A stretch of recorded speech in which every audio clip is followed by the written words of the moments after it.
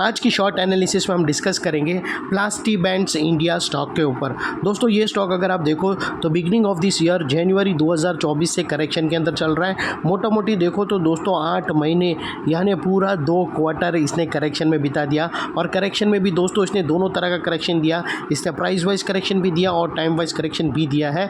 Price wise correction के अंदर stock काफ़ी हद तक डाउन साइड करेक्ट हुआ और टाइम वाइज करेक्शन के अंदर स्टॉक ने साइडवेज जाकर एक लंबा कंसोलिडेशन किया, एक स्ट्रॉन्ग बेस बनाकर अल्टीमेटली इसको ब्रेकआउट किया है। और फिलहाल ये स्टॉक को देखो तो दोस्तों यहाँ पर मल्टीपल पॉजिटिव फैक्टर्स एक से एक ब्रेकआउट हुए हैं, जिसके तहत ये स्टॉक करंट लेवल से अपसाइड में 30% रिटर्न के लिए रेडी है। लेकिन दोस्तों इसमें कोई भी हमारी बाय सेल होल्ड रिकमेंडेशन नहीं है। ये प्योरली एजुकेशन पर्पस से मैं अपना पॉइंट ऑफ व्यू आप लोगों के सामने शेयर कर रहा हूँ। कोई भी पोजीशन लेने से पहले अपने एडवाइज़र को एक बार ज़रूर कंसल्ट कर लेना। दोस्तों आप लोग देख सकते हो कि ये वो टॉप था जहाँ से करेक्शन स्टार्ट हुआ था और यहाँ से कुछ ऐसी downward sloping parallel channel stock के अंदर बनी। और जब तक स्टॉक ये डाउनवर्ड स्लोपिंग पैरेलल चैनल में रहा, स्टॉक ने प्राइस वाइज करेक्शन दिया और यहाँ back to back lower lows hit हुए। दोस्तों अगर आप देखो तो पहला लोअर लोज यहाँ पर हिट हुआ, सेकंड लोअर लोज यहाँ हिट हुआ, थर्ड लोअर लोज यहाँ पर हिट हुआ और फोर्थ लोअर लोज यहाँ हिट हुआ। और जैसे ही दोस्तों ये downward sloping parallel channel upside में ब्रेकआउट हुई, इसने मल्टीपल हायर हाइज को एक साथ ब्रेक करके उसके अबाव हाई वॉल्यूम क्लोजिंग देकर कंफर्म कर दिया करेक्शन कंप्लीटेड। यहाँ पर दो बड़ी चीज़ एक साथ हमें मिली दोस्तों। पहला तो इसने डाउनवर्ड स्लोपिंग पैरेलल चैनल को अपसाइड में ब्रेक किया, जिसकी वजह से जो स्ट्रेट डाउन साइड फॉल आ रहा था वो रुक गया। और सेकेंडली इसके अंदर जो back to back lower lows hit हो रहे थे वो स्टॉप होके उसके अगेंस्ट में इसने first time higher highs register किया, जो हमें कंफर्म करता है कि स्टॉक के अंदर बॉटम लग गई है, करेक्शन कंप्लीटेड, ट्रेंड इसका चेंज हो चुका है, करेक्शन का ट्रेंड बाई साइड पर शिफ्ट हो चुका है। अनलेस एंड अनटिल यहाँ पर कोई नया लोअर लोज ना मिले या फिर पुराने लोअर लोज के नीचे क्लोजिंग ना मिले, तब तक हम यही मानकर चलेंगे कि स्टॉक के अंदर बॉटम लग गई है और करेक्शन कंप्लीटेड। और दोस्तों सेकेंडली बात कर लेते हैं यहाँ पर डाइवर्शन की। तो दोस्तों अगर मैं आप लोगों को MACD डालकर दिखाओ तो यहाँ पर क्लियरली पॉजिटिव डाइवर्शन विटनेस होगा। प्राइस एक्शन के जो लोअर लो स्विंग है वो डाउन साइड में टिल्ट हुए हैं और वही दोस्तों MACD के ऑसिलेशन देखो तो वो अप साइड में टिल्ट हुए हैं। दोस्तों अगर आप देखो तो यही प्राइस एक्शन के जो लोअर लोज है वो डाउन साइड में टिल्ट हुए हैं और यही MACD के ऑसिलेशन देखो तो अप साइड में टिल्ट होके यहाँ से ब्रेकआउट मिला है, जो एक अपसाइड मोमेंटम पंप करेगा स्टॉक के अंदर। सेकेंडली दोस्तों बात कर लेते हैं चार्ट पैटर्न की। तो दोस्तों ज़बरदस्त चार्ट पैटर्न बनी है। दोस्तों ये चार्ट पैटर्न को बनने में इटसेल्फ दोस्तों 8 महीने लग गए, तकरीबन 8 यानी 2 क्वार्टर पूरा ये पैटर्न को बनने में लग गए।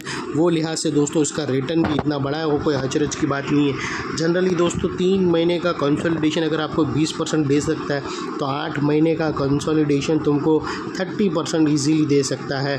और दोस्तों अगर आप देखो तो यहाँ पर हमें clearly cup and handle pattern breakout होते हुए मिलता है। और दोस्तों इसकी जो नेकलाइन निकल कर आती है वो तकरीबन 340 के आसपास आती है।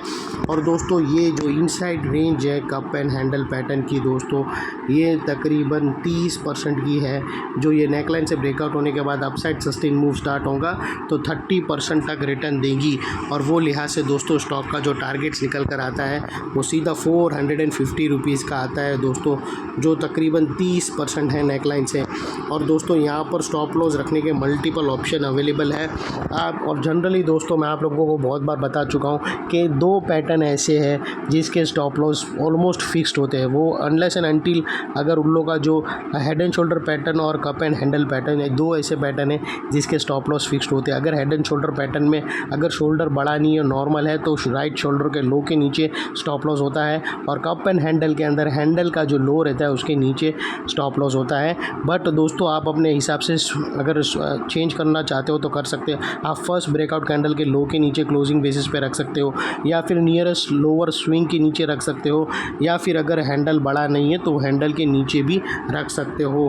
अगर आप हैंडल के नीचे रखो तो वो वेल एंड गुड है, क्योंकि ये एक आखिरी एरिया है, क्योंकि इसके नीचे क्लोजिंग आ गई तो फिर स्टॉक बहुत ही ज़्यादा डाउन साइड जाएगा।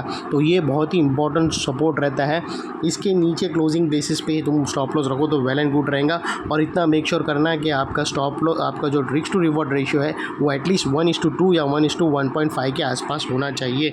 और सेकेंडली दोस्तों, नेकलाइन के पास का ये एरिया बहुत ही इंपॉर्टेंट एरिया बनकर खड़ा है, क्योंकि अगर आप देखो तो यहाँ पर मल्टीपल पॉजिटिव फैक्टर्स एक साथ एक्शन में आते हुए मिले। यही एरिया पे दोस्तों downward sloping parallel channel upside breakout हुई, लोअर लोज हायर हाइज में शिफ्ट हुए, RSI MACD के थ्रू क्लियर डाइवर्शन मिला और एक बड़ी cup and handle pattern breakout होते हुए मिली। तो दोस्तों जो एरिया अभी तक एक स्ट्रॉन्ग रेजिस्टेंस था वो अल्टीमेटली स्ट्रॉन्ग सपोर्ट बनकर खड़ा है।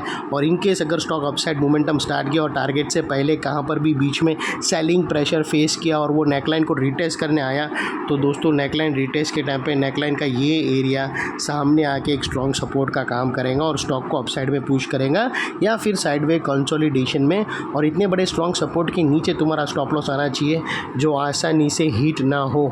और बाय एनी चांस अगर क्लोजिंग बेसिस पे हिट हो जाता है तो दोस्तों नो इफ़ नो बट सीधा स्टॉप लॉस देकर ट्रेड को वाइंड अप कर देना चाहिए। ये थी हमारी एनालिसिस। अच्छी लगे तो प्लीज़ चैनल को लाइक शेयर सब्सक्राइब ज़रूर करना। थैंक यू, जय हिंद।